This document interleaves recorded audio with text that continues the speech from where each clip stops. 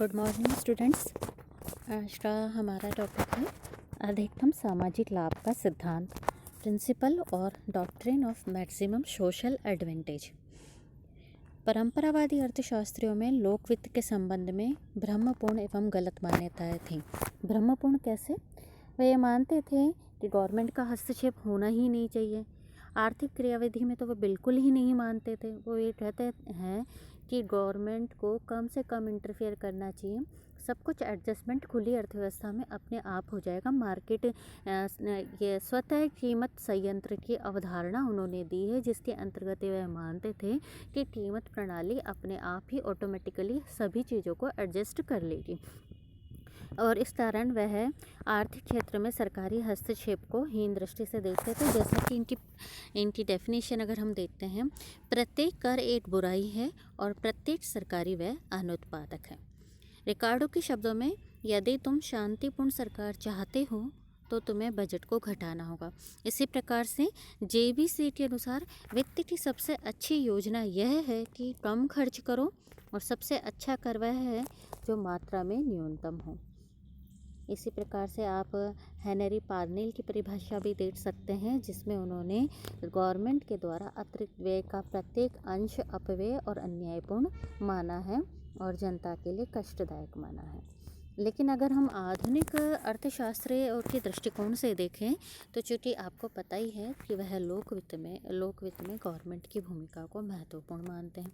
वे मानते हैं कि गवर्नमेंट को ज़्यादा से ज़्यादा इंटरफेयर करना चाहिए आर्थिक क्षेत्र में आर्थिक कल्याण के बढ़ाने के लिए। उनके अगर हम देखें, इनके अनुसार ना तो सब प्रकार के कर और ना सब प्रकार के राजकोषीय व्यय बुरे होते हैं।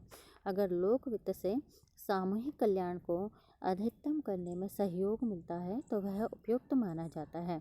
आज यही कारण है कि राज्य के प्रत्येक क्षेत्र में बढ़ते हुए हस्तक्षेप से पुरातन विचारधारा का स्वतः खंडन हो जाता है। अब हम अधिकतम सामाजिक लाभ का सिद्धांत देखते हैं। इस सिद्धांत का प्रतिपादन किसने किया है? वह क्या है? डाल्टन ने किया है। इनके अनुसार सार्वजनिक वित्त की सर्वोत्तम प्रणाली वह है जिससे राज्य अपने कार्यों द्वारा अधिकतम सामाजिक लाभ की प्राप्ति करता है। ठीक है, राज्य अपने कार्यों द्वारा अधिकतम सामाजिक लाभ, ठीक है, यहाँ सामाजिक लाभ की बात करिए कि किस तरीके से मैक्सिमम सोशल एडवांटेज या मैक्सिमम सोशल प्रॉफिट प्राप्त किया जा सकता है। वह कौन सी प्रणाली है जिसके द्वारा राज्य, अगर हम बात करें यानी अगर राज्य अपनी आय व्यय की पद्धति से जनता में अधिकतम संतुष्टि और न्यूनतम त्याग के सिद्धांत को मूर्त रूप प्रदान कर सके तो लोक वित्त से अधिकतम सामाजिक कल्याण संभव हो सकेगा। इस प्रकार सार्वजनिक वित्त का मूल उद्देश्य क्या बताया है? अधिकतम सामाजिक लाभ की प्राप्ति। ठीक है, आगे चलते हैं। इसमें इस सिद्धांत की व्याख्या करें तो ये मानते हैं डाल्टन के अनुसार सरकार के लोक वित्त के कार्य दो प्रकार के हैं। कौन से हैं वो दो कार्य? पहला है आय प्राप्त करना, ठीक है, और दूसरा है उस आय को व्यय करना। इस प्रकार आय कैसे प्राप्त करती है गवर्नमेंट? गवर्नमेंट आय प्राप्त करती है ऋण एवं दंड शुल्क जो भी लेती है, जैसे भी मास्क नहीं पहनता, जो चार्ज है वो भी तो गवर्नमेंट का कहीं ना कहीं वो क्या दंड के रूप में लिया गया गवर्नमेंट की रेवेन्यू है। ठीक है, तो ये इसमें इंक्लूड होते हैं। जब इस आय को सार्वजनिक कार्यों पर व्यय किया जाता है तो समाज को लाभ मिलता है, उपयोगिता मिलती है।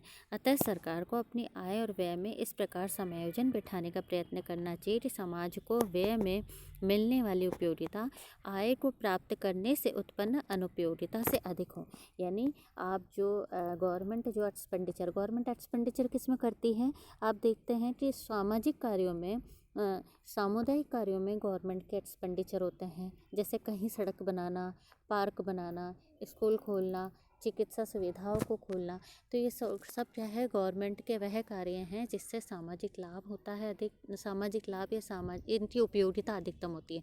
तो गवर्नमेंट का खर्च इस प्रकार से, यानी गवर्नमेंट की आय और व्यय इस प्रकार से होना चाहिए कि उससे सामाजिक हित अधिकतम हो तथा त्याग न्यूनतम हो। क्योंकि टैक्स को देने से, या आप देखिए कि दंड का जब भुगतान करता है कोई व्यक्ति तो उसको त्याग करना पड़ता है।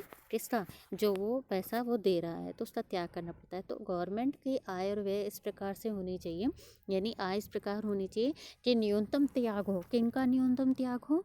जिनसे वह ले रहा है ना, तो उनको वो फीलिंग रहे कि वह न्यूनतम त्याग दे रहे हों। और गवर्नमेंट का खर्चा इस प्रकार से होना चाहिए कि जिनके लिए वो खर्च किया जा रहा है उन्हें ऐसा महसूस हो कि इसकी सामाजिक उपयोगिता अधिकतम हो या उन्हें अधिकतम लाभ प्राप्त हो सके। ठीक है। डॉल्टन के अनुसार राजकीय व्यय प्रत्येक दिशा में उस सीमा तक बढ़ते रहना चाहिए जब तक कि इस व्यय से उत्पन्न होने वाला संतोष राज्य द्वारा लगाए गए करों से उत्पन्न होने वाले असंतोष के बराबर न हो जाए। ये सीमा ही राजकीय आय और व्यय में वृद्धि करने की आदर्शतम सीमा है। अब इन्होंने कौन सी सीमा बताई? हम ये कह रहे हैं कि जो व्यय है वह तब तक बढ़ाता रहना चाहिए जब तक कि इस व्यय से प्राप्त होने वाला संतोष, ठीक है, इस व्यय से प्राप्त होने वाला सेटिस्फेक्शन। दूसरा, राज्य द्वारा लगाए गए करों से उत्पन्न होने वाले असंतोष के बराबर नहीं हो जाए, यानी राज्य जो व्यय कर रहा है और व्यय से जो संतोष प्राप्त हो रहा है, ठीक है, और इसी प्रकार से राज्य को जो इनकम प्राप्त हो रही है और इस इनकम से जो असंतोष लोगों को मिल रहा है, ये दोनों जहाँ तक बराबर नहीं हो जाए वहाँ तक क्या किया जाना चाहिए? वहाँ तक गवर्नमेंट को राजकीय व्यय करना चाहिए और ये सीमा आय व्यय में वृद्धि करने की आदर्शतम सीमा कहलाती है। आगे हम देखते हैं इसमें इस सिद्धांत के मुख्य आधार कौन कौन से हैं। इस सिद्धांत था सीमांत त्याग नियम, ये इसके मुख्य आधार हैं। कौन से हैं?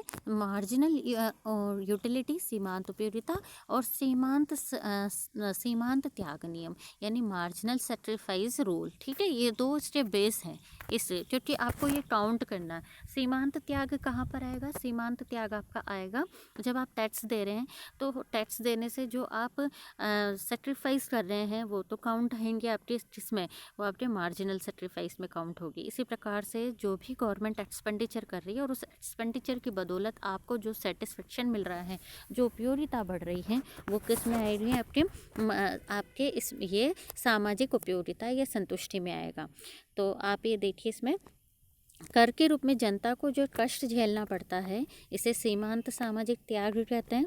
दूसरी ओर सार्वजनिक व्यय के द्वारा जो उपयोगिता या संतुष्टि होती है, उसे सीमांत सामाजिक संतुष्टि कहते हैं।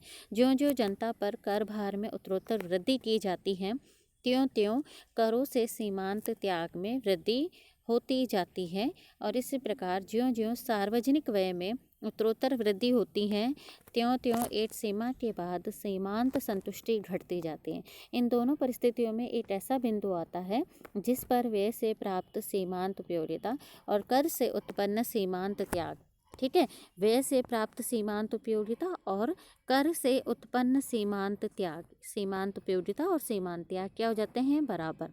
इस बिंदु के द्वारा ही सार्वजनिक आय और व्यय की सीमा निर्धारित होती है। यही अधिकतम सामाजिक लाभ की स्थिति है। अगर हम इसको डायग्राम के थ्रू देखें तो हम पाते हैं कि आय और व्यय हेतु जो जो आप कर को बढ़ाते हैं, कर बढ़ाने से जो समाज का सीमांत त्याग है वह बढ़ता जाता है और सार्वजनिक व्यय की प्रत्येक अतिरिक्त इकाई से समांत संतुष्टि कम होती जाती है।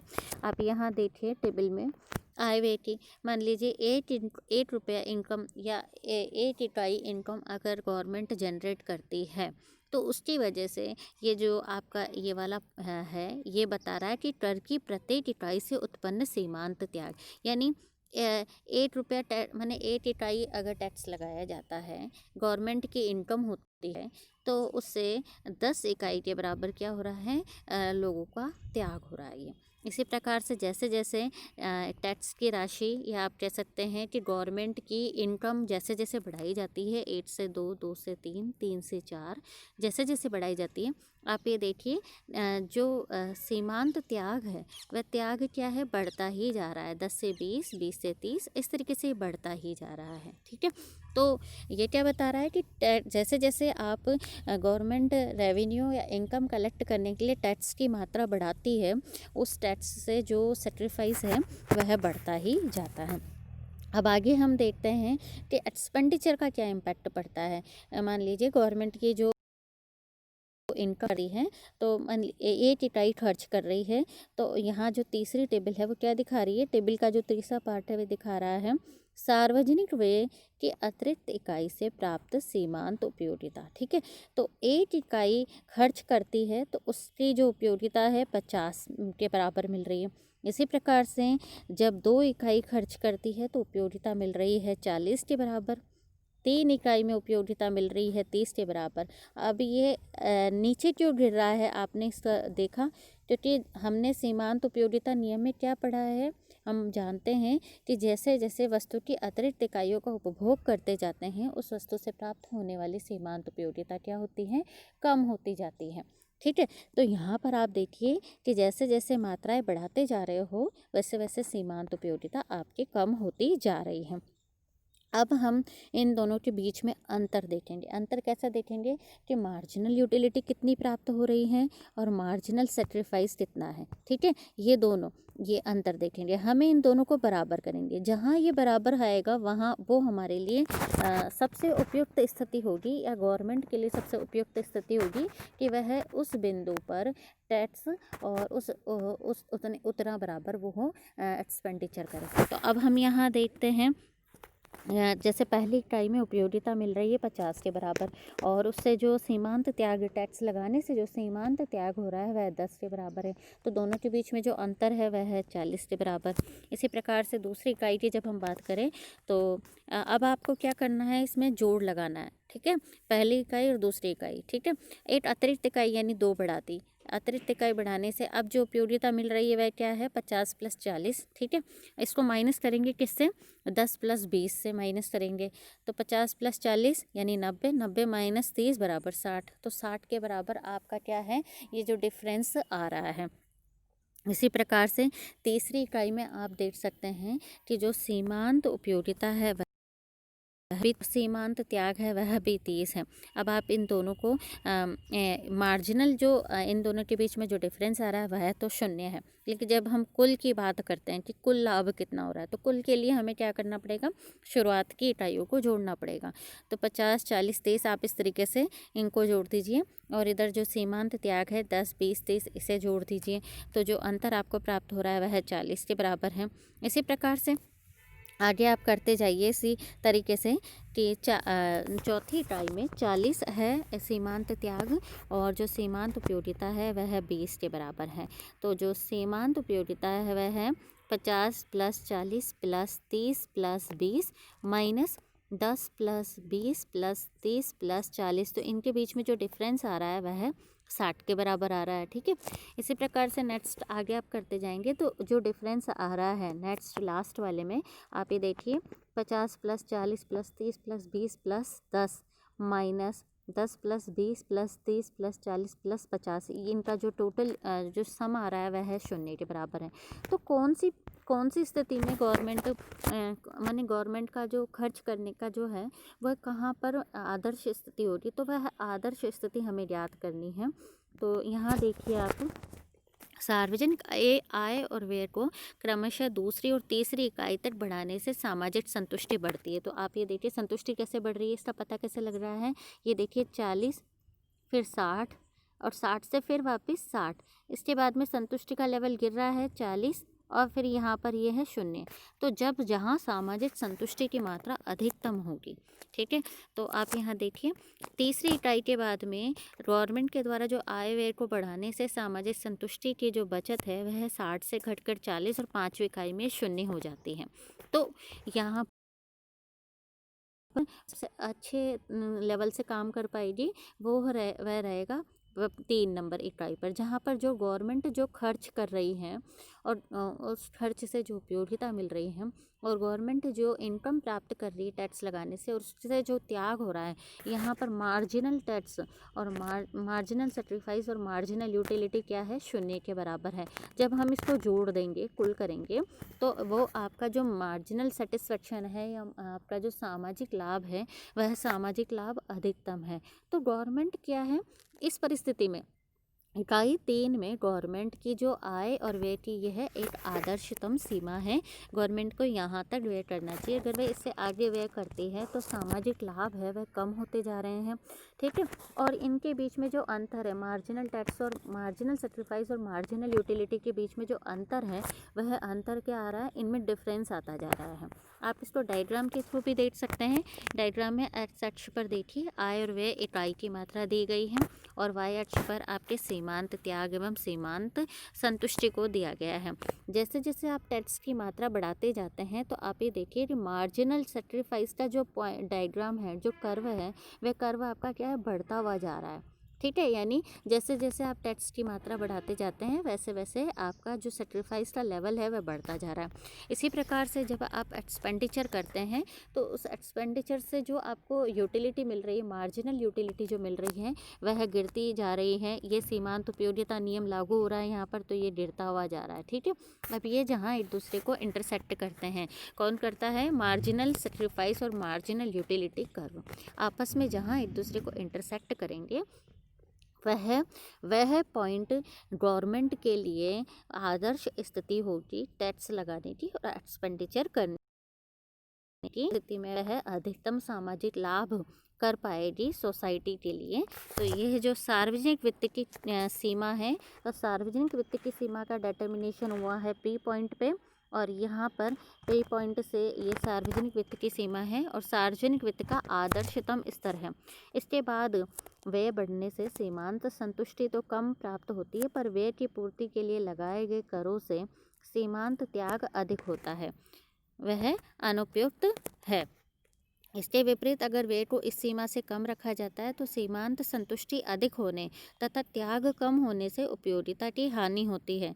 तात्पर्य यह है कि सरकार अपने प्रत्येक कार्य उस सीमा तक प्रसारित करे जहां उस कार्य से प्राप्त सीमांत सामाजिक लाभ उसकी सीमांत सामाजिक लागत के बराबर हो जाए। इस सिद्धांत को डाल्टन ने अधिकतम सामाजिक लाभ का सिद्धांत के नाम से पुकारा है। पेगु ने इसको अधिकतम कुल कल्याण का नियम कहा है। भार्गव ने इसे लोक वित्त का सिद्धांत कहा है। आज के लिए इतना ही, धन्यवाद।